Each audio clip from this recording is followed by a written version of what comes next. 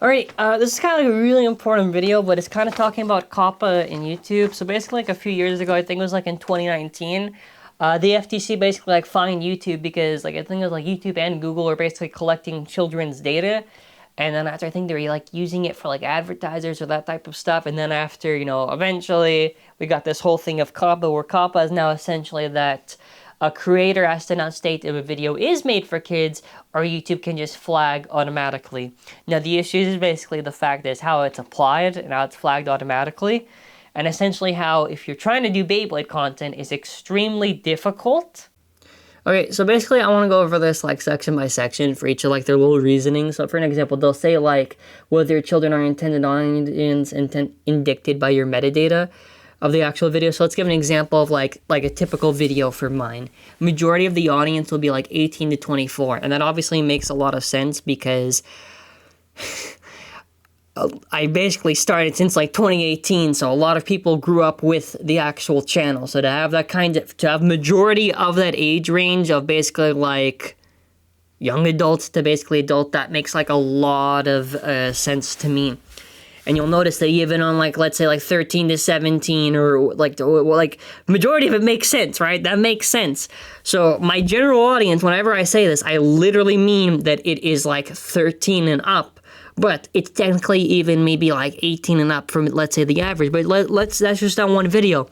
I'll even show my full freaking analytics for like the rest of my channel. If we go here now on the general channel for the ages that YouTube will basically show, which I have no issue showing this, again, 18 to 24 is like the majority age range for all this content. So technically speaking, almost none of the videos should ever get hit at all to begin with, but it still occurs. But if we go by the metadata that they should be basing this off of, then no, it is not.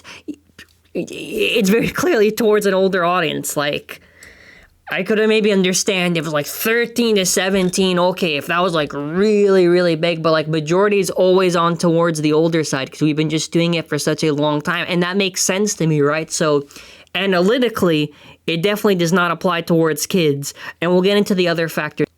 So no matter how we apply it based on YouTube for purely analytics and all that type of data, then the content clearly cannot be made for kids because the overall audience that watches that channel is a lot older. Whether or not you want to say, well, what happens if someone's lying about the age or whatever? I highly doubt that almost every single person in that data would be lying about the age. I do believe that the audience would logically have to make sense to be older just because of how long we are going and the audience grows up like that with the creator. And either way, like, for what it is, like, I really doubt, like, obviously, if the data was, like, somehow, like, a lot in, like, the 55 or 65, maybe I could see that type of point, but no, I honestly don't think so. I think what it falls down to is when it's the factor of, like, if the video includes, like, some, like, the cartoon figures, whatever, that type of stuff. I think that's potentially where it gets maybe applied to Beyblade, because for the other ones, if there's any other information to help, or if there's other content, I'll also recommend it. We'll get to that in a second, but okay, and then after they'll basically have it where they'll say, well, some of the previous reasons that they may have stated, well, even if it has, it doesn't mean it's technically made for kids. It doesn't mean that even if children incidentally see it, that type of stuff. I'm like, okay, that makes sense. But then after, it's like, also, how is this being applied?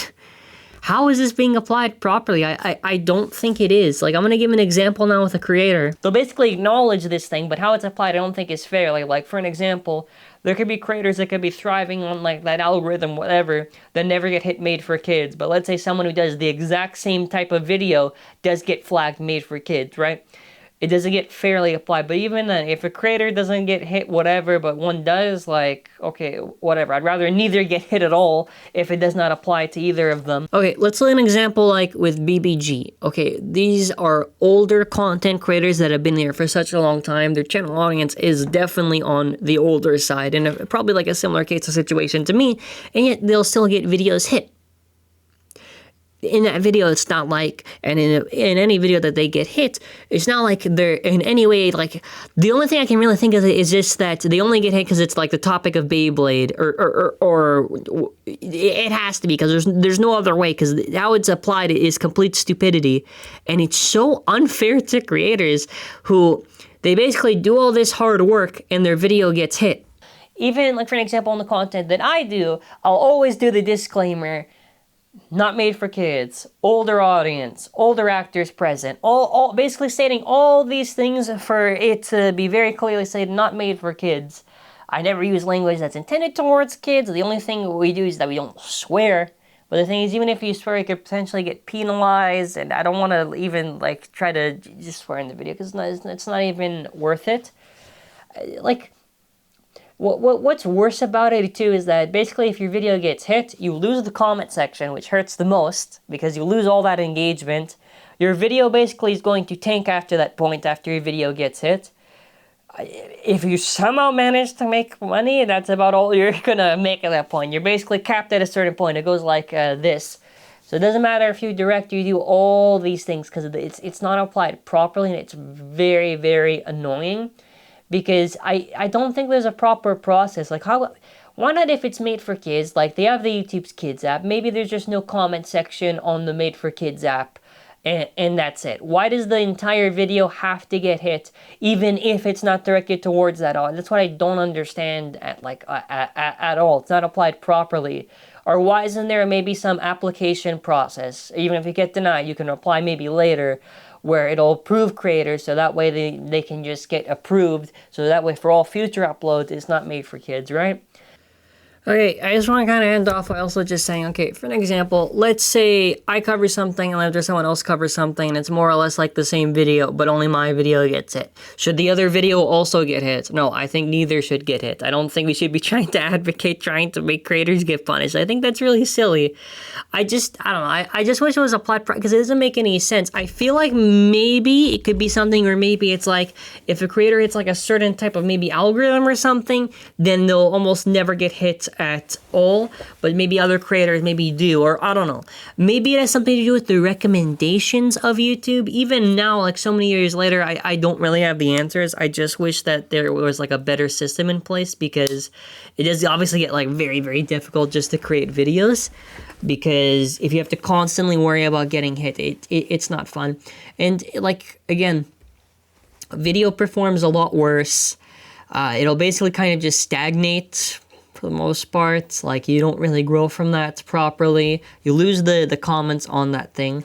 So, like, again, for the creators, like I said, like for an example, for me, for like PBG, and if there's someone else that actually does apply to it, then also them too. Like, I don't like the system that YouTube has in place. It's so silly how it really just kills it for a lot of creators. Like, creators like grew with Beyblade on the years, clearly have the older audience, clearly actually has all the things that basically YouTube says, and like YouTube doesn't apply it properly. That's why I don't know.